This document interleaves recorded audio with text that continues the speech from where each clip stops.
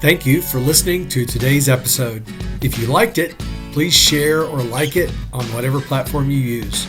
You can find me on social media. On most platforms, I'm John K. Jennings. My first book is also available. Your Baby is Ugly tells you about 10 truths that business owners need to hear, but often won't, and how to overcome them. You can find it on Amazon. Just search for Your Baby is Ugly. And be watching for our next episode, where I'll interview another business owner who will share their stories and insights into what it's like to create a great business.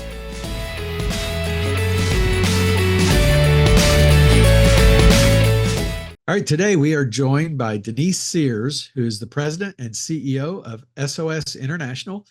Denise, thank you so much for joining us. Looking forward to hearing more about your story. First, just kick us off by just telling us what SOS International does. I know you've got a great mission. Sure. Thanks, John. Thanks for inviting me. I'm happy to be here this morning. SOS is a nonprofit organization based in Louisville.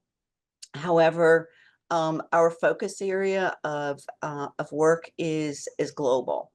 Our work begins with working with hospital partners, which are now located across 7 states, and helping them with their environmental stewardship. So if there are supplies, surplus supplies, or retiring equipment that they are not going to use anymore, rather than them being thrown away, they come to SOS. We have one location. So if it's a hospital in Florida, it's brought here.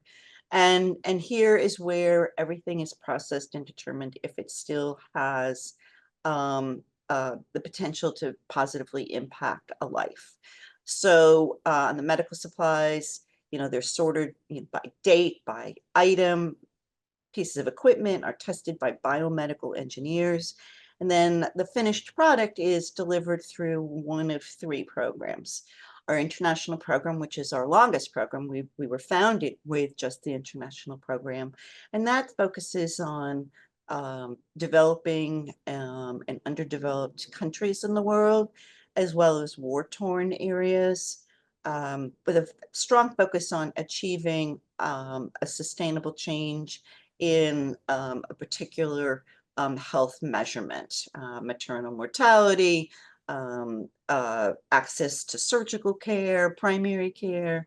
The second program is our local health program, and that focuses on helping people within our own community gain better access to health care, and meeting needs like of the disability community, of our unhoused neighbors. So we work with over 300 partners across the state of Kentucky. And then our third program is education. So this is a great place for expired supplies that can't be used in the other 2 programs, but can be used as hands-on learning tools. So we work with teachers and programs from middle school up through high school, and all the way up to nurse practitioner and medical schools. It's really transformative for students to have those tools. They call it, the memory muscle, right? So the more you can actually use your hands, the more you really absorb the knowledge. Lastly, we do disaster relief. Fortunately, we have not had to do anything in Kentucky recently, but we were very, very active during Western Kentucky and Eastern Kentucky. We've been called on, for Florida and, some other areas. And lastly, animal welfare. It doesn't have its own program, but they can use expired supplies. So we work with a lot of shelters, and wildlife refuge, organizations. So that's kind of the whole program. Yeah. So I mentioned to you, I was familiar with SOS, met your predecessor, and I think we did a service project of some sort, helping you guys out. And you're so much a bigger organization. So this is where my podcast is certainly focused towards business business leaders, but there's so much to learn a lot of times from the nonprofit world. You've been in this role for almost 8 years. You said you have 500% growth. I mean, it's incredible, and I think any business would be happy with a 500% growth over 7 or 8 years. Tell us a little about your background, your journey to come here, because I know you came out of the for-profit world. So tell us a little bit about Yeah. your journey along the way. Um, so let me, at the end, there's a very important lesson to this. I graduated from Columbia with a degree in international economics with a focus on developing countries. I really wanted to go work at the World Bank. At the time, that was not an area that had wide open doors for women. So I ended up going to a large national bank into their management, credit management training, and then moved my way up. So I was in banking. Um, and I learned a tremendous amount. One of the most valuable lessons that I learned during that time was do not judge a book by its cover. Sometimes the best bosses were the guys with, rolled up shirt sleeves, and the ones wearing three-piece suits were not great mentors. And so that was just a really good lesson for, 23-year-old Denise. From there, I went into investment management, and then I ended up opening my own company. I saw an opportunity to do something differently, using my banking background, my understanding of marketing. And so I ran that company for 20 years. People who have their own company, you know that it is not a 9 to 5 Monday through Friday. When you have your own company, you're kind of on it, all the time, because Right. because you have goals, right? And it Yeah. all comes back to you. From I, I then went through an experience which I wouldn't wish on anybody. I had one child at the time, and she passed away. And so that just changed my whole perspective about what my priorities in life were.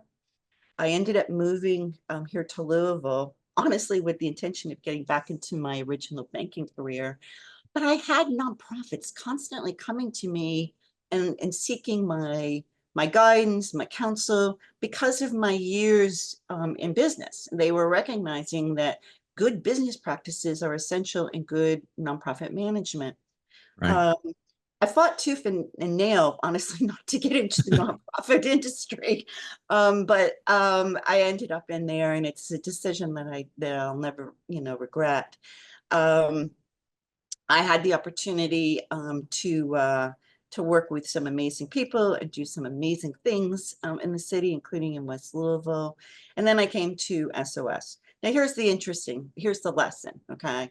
So today I lead an organization that is doing the work that I wanted to do when I graduated college. All right. Like, this is exactly what I wanted to do. Um, and so the lesson is, that dream job, that goal, all right, sometimes you have to be patient. Yeah. Sometimes you have to go through other phases of your career journey to really be ready, because I will tell you, I understand now everything in my life, both on a professional and a personal level, prepared me for doing this well. I Yeah. would not have done this well at 23. I didn't Right. have the experience to bring to this position, the perspective. So my I always tell younger people, one, be patient. Okay, if you really want something, it will come. And two, don't become so laser focused that you lose your peripheral vision, right? As I Yeah. said, I did not go, oh, yay, nonprofit job. Yeah, that's what I want. But it kept knocking on the door, kept knocking on the door until I finally, relented. And and so if something keeps coming to you, and there's a reason, open your Right. eyes and give it consideration. Yeah. Yeah. I have some similar and this isn't about me, so, but I have some similar kind of stories. And there's a book called Halftime. I don't know if you've ever read that book, but he was impacted by the loss of his son. So you got a similar there, but he turned around and dedicated the rest of his life into the nonprofit world. Well, and nobody, people don't have to go through something as tragic to find their why, right? Right. And, so, but a large part of it is, um, I think finding, internally, and I don't know that you can do it. I think your why may evolve as you evolve, right? So I Oh, think I you agree. always have, a why, like what do I really want to accomplish today? And it isn't generate this report or please my boss. It's whatever industry you're in banking. One of the greatest joys I had was not working with Calvin Klein, who was um, well, not him personally, but his company. Right. It was this small entrepreneur that was opening their first business, working with Sure. them. So that was my why. It was, lifting people up, whether it was in banking or marketing. So it's changed. Um, I- I had another point and it just completely went out of my mind. Well, And maybe it'll come yeah, back to you. yeah. There's several things there that, yeah, my 20 plus years in corporate America was never fulfilling, and now, uh, I had those tugs as well, like you did, and eventually it's like, oh yeah, John, you're really programmed. You just want to help people, and so I get to help people now, and that's what I like to do. I love to help business owners and such, and it's just a lot of fun. Mhm. We also share an interest there, and you hit on it, this idea of being patient. Uh, the the younger generations, the 20s and 30s, Gen Z, millennial, will kind of think about that age group. Patience is not something they're wired to. They have this instant world where if you need something, you just swipe right. You have everything is on your phone. Everything you need is there. Everything you need is there except for the time it takes to find your mission, to find your passion, to find your place in life. And that just takes time and effort and everything else. Yeah, it does, but I think it's not just their lives which are moving faster, it's the whole world that's moving faster. Yeah. And so, for all of us, I think we had more time, in the past, to look at things, evaluate things. In today's world, if I took the same um, uh, multi-level approach to um, analyzing, a new initiative or, a decision. By the time I came to it, like the opportunity would be gone. Right. So we have to adapt as well. I think there's a happy medium in there, right? And I Yeah. think we, um, as leaders in the community, can help bring younger people along to, like we gotta build, just help them understand that instant gratification um, is not always what you're going to get, right? But if you're closer to what you want than you were before, whatever you just did, then that's a win, right? So Yeah. to help them see it more in a more staggered process than you start something and then the end is exactly what you want. No, sometimes you have to get to stage one, stage two, stage three, but recognize that as a win. You're making progress. I mean, the Indy 500, they don't, start at the finish line and end, or start, and then end at the finish line without going around the whole track. You can't circumvent that. You can Yeah. drive faster, okay? You can take fewer tire rotation breaks, but the fact of the matter is, you still have to go the whole track. Right. Yeah. Very good. So I don't know you, how I came up with a NASCAR. It's yeah, just like I don't even watch that. that I don't that one know. that one came out. Just I wasn't I don't expecting know. It that just popped analogy. in my head. So let's talk about your culture, because one of the things that I know about you is you've developed a culture with several young leaders.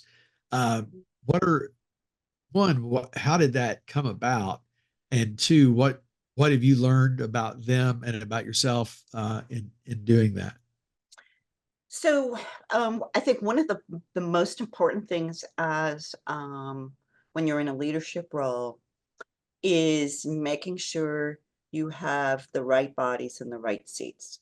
Yeah. And sometimes there's got to be a little bit of a shuffle. And it's in everybody's best interest, because if somebody's um, in a seat where they can't truly excel, it serves no one, including them. Right. And in small businesses, the fact of the matter is, each seat, okay, is constantly, whatever what their focus is constantly growing and evolving, right? So keeping that lens on, modifying the structure, is really important. Um, I love working with younger people. I think they have an energy, they bring a perspective, particularly when we're working on global health and health equity locally. These are, and of course, then, a byproduct, of course, is the environmental impact our work has. And these are areas that really matter a lot to the younger generation, Yeah, right? they These are do. issues that came to us, they've grown up in them, right? So Right. it's more part of their just in DNA. Um, but at the same token, they bring kind of their own perspective to what's job satisfaction for me, and we have to tailor our um, the way we run, the way we manage, in a way that works for them. Now, one of the things that I say here, if you walked in, they would tell you, yes, she does it every day. I always say that whatever you did yesterday, you can find a way to do it better today, right? You can find one thing, even if it's like how you answered the phone, right? So that whole mindset of just continuously improving, um, both self-improvement, and self-improvement, leads to job performance improvement. Right. Um, they like that because it's not stagnant. And I Yeah. think the other thing that really appeals to them, here, is that as an organization, we are very proactive to constantly be evolving, whether it is embracing a new opportunity or improving something that we're doing. So that movement, that constant movement, I think aligns with how they want to operate in the world. Like, so, Sure. in today's world, if you have an organization, and I always say, if next year you're doing it the same way, you are going to become irrelevant, right? Right. You're going to not survive, because the world is changing and you have to change with it. Yeah. Gosh, mic drop moment there. Great, some great, just some great wisdom. What would you kind of you've given a great amount of advice for aspiring leaders, but if you had one thing besides patience, which is a great one, but what would you give to those young leaders that want to make a difference, that are trying to figure out their purpose? What would you say to them? Well, I would tell them that, you know, whatever opportunity you have in front of you that they'll help feed that, go ahead and grab it, right? So I remember what I was going to say earlier, and that was, it is the rare person who, my sister, okay, she joined IBM and she graduated college and she retired from IBM. That's Yeah. very rare in this, in Yeah. this world today. Most of us have gone through different phases, of our career, whether it's the kind of organization we work with, whether it's the kind of job so your career path is going to, it's almost like you have several career paths in your life, right? There's Yeah. some overarching, lineage that runs through all of them, but at first glance, they're very different. And so to younger people, like, oh, I want to be, CFO of a bank. Okay, that's great. You may work for an accounting firm for a while. You may, work at a marketing company. All of the experiences that you gain will help you, if you want to keep your eye on that ultimate goal, will help Right. you when you reach that goal, be better at it than you would be. So, you know, don't look at your first couple of jobs as, well, gosh, I'm not doing what I set out to do. Yeah, you're on the path, right? But you have to, you have to, go through different experiences that are honing your skills to prepare you for that dream job. Yeah. Yeah. So true. And I was thinking the other day about the first job I had out of college and what I was doing. It seems so minuscule now. I was helping accountants balance the systems in their general ledger, which was barely automated at the time. And I look back at it and go, that was so boring. It was so trivial. But you know what? I learned a lot through those jobs. Exactly. Yeah. Exactly. The other thing that I strongly encourage leaders and young people to embrace, and that is, I'm just a strong advocate, believe strongly in this, and that is consensus building, right? Yeah. If even as a leader, so I've had, some ideas. I have never made a decision where I did not talk to my team and get their input.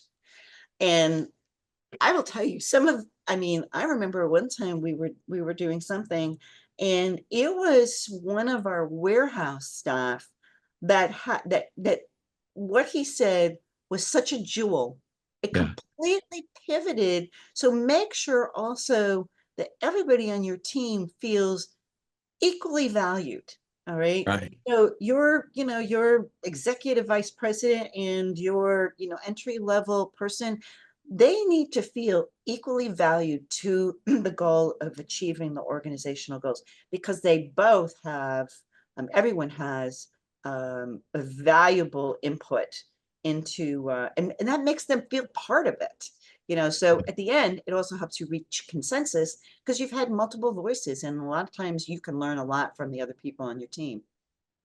Yeah. That's awesome. Awesome. Great. Great advice, Denise. A lot of wisdom here today you shared, and I appreciate that the time. It was great meeting you, Yes, learning you more too. about your journey.